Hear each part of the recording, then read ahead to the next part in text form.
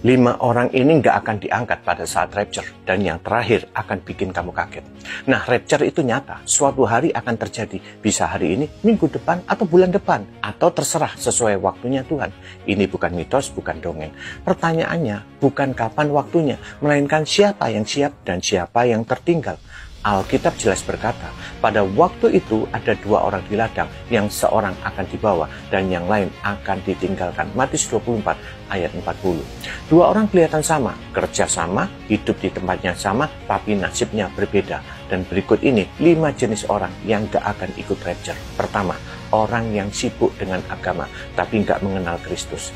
Kita sering ketemu orang seperti ini. Mereka rajin kebaktian, hafal ayat, aktif di organisasi Kristen, dari luar tampak rohani. Tapi Yesus pernah bilang begini, bukan setiap orang yang berseru kepadaku, Tuhan, Tuhan, akan masuk ke dalam kerajaan surga. Matius 7 ayat 21.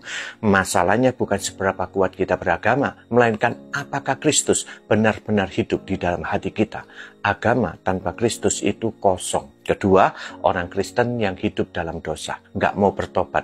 Ada orang yang ngaku percaya, tapi hidupnya terus terikat dosa. Paulus dengan keras menulis begini, jangan sesat orang cabul, penyembah berhala, orang berzina, banci, orang pemburit, pencuri, orang kikir, pemabuk, pemfitnah, dan penipu tidak akan mendapat bagian dalam kerajaan Allah. 1 Korintus 6 ayat 9 dan 10.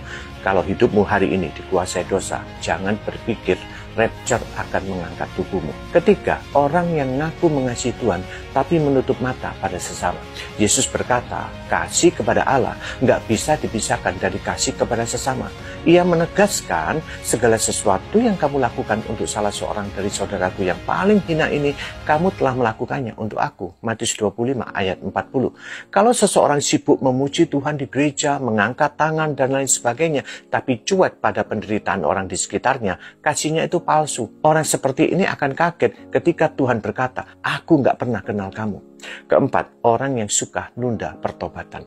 Yesus kasih ilustrasi jelas lewat 10 gadis di Matius 25 ayat 1-13. 5 bijaksana, 5 bodoh, sama-sama menunggu mempelai, sama-sama bawa pelita. Bedanya apa? Ada yang siap, ada yang telat. Orang yang suka berkata, nanti saja bertobat, masih ada waktu.